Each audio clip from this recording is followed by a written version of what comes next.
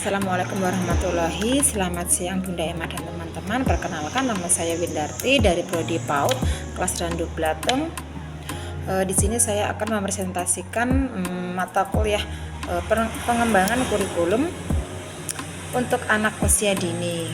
Anak usia dini adalah fase awal di mana yang usia ini adalah usia yang sangat krusial dan fundamental dalam proses pertumbuhan dan perkembangan manusia.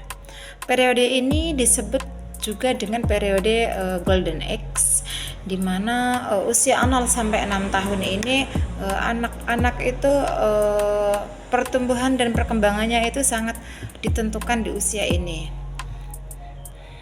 Dan pengembangan kurikulum adalah proses perencanaan dan penyusunan kurikulum yang dilakukan untuk menjadi bahan ajar sebagai acuan untuk mencapai tujuan pendidikan nasional. Tujuannya untuk meningkatkan kualitas dan dampak pengalaman belajar dan mengajar. Sedangkan kurikulum PAUD adalah seperangkat rencana yang untuk digunakan kita pembelajaran di sekolah, yang tujuannya untuk merangsang perkembangan dari keseluruhan aspek-aspek yang ada di anak usia dini tersebut. Dan ada beberapa aspek-aspek atau bidang di antaranya. Yang pertama adalah dari aspek agama dan moral. Yang kedua dari aspek fisik motorik, ada sosial emosional, kognitif, bahasa, serta seni. Yang pertama adalah aspek agama dan moral. Di sini anak-anak diharapkan mampu mengenali dirinya sendiri, mampu mengenali siapa Tuhannya, siapa penciptanya, serta mampu menjelaskan di mana anak ini tahu siapa yang sudah menciptakan dirinya, alam semesta, serta mampu bersikap memilih mana yang baik, mana yang tidak, serta yang boleh dan tidak boleh.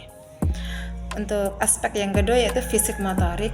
Di sini anak-anak diharapkan mampu merangsang fisik dari anak-anak, mampu berlari dengan baik, melompat, terus berjalan, serta rangsangan-rangsangan dari motorik-motorik kasarnya ini dapat terasa dengan maksimal.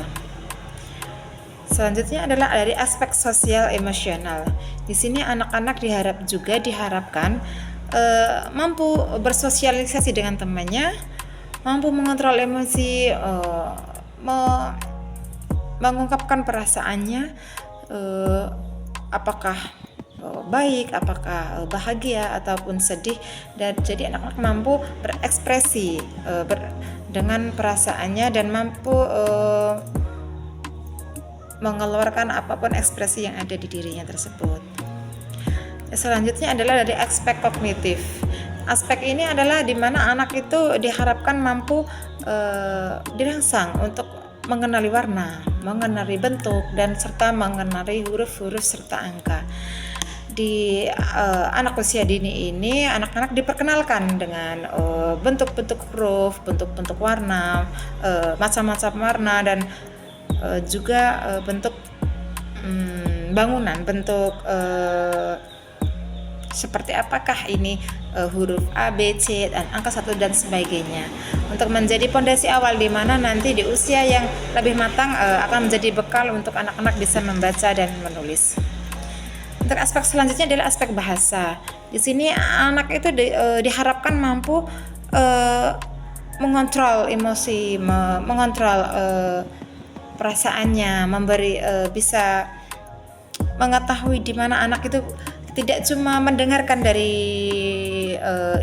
ibu guru, tapi anak juga mampu mengeluarkan atau berekspresi dengan mengutarakan apa yang sudah dialami atau yang ingin diceritakan, yang kemarin-kemarin, atau intinya bercerita dengan pengalamannya, mampu menyampaikan dengan baik.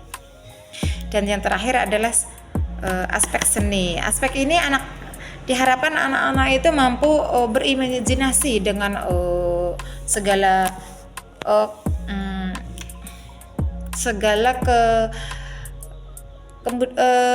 ekspresi yang ada di dirinya. Jadi mampu mengeluarkan ekspresi, mampu membuat kreativitas, pastinya dengan kreativitas yang mendukung serta yang membuat bisa menjadi yang lebih baik. Dan mungkin itulah pengembangan kurikulum dari PAUD yang diharapkan, di mana beberapa aspek ini mampu terpenuhi dengan adanya pengembangan kurikulum yang bisa diimplementasikan serta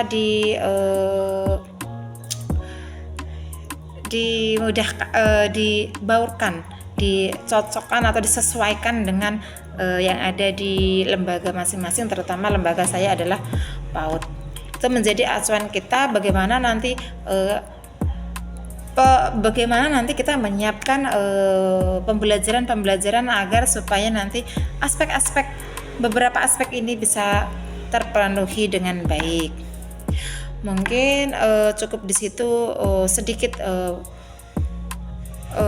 pemaparan saya tentang pengembangan kurikulum pada anak usia dini ini. Bila ada kurangnya saya mohon maaf, serta tidak menutup kemungkinan saya membuka besar-besarnya untuk kritik serta saran dari Bunda Emma khususnya dan teman-teman. Saya akhiri, wabillahi taufiq wal hidayah. Wassalamualaikum warahmatullahi wabarakatuh.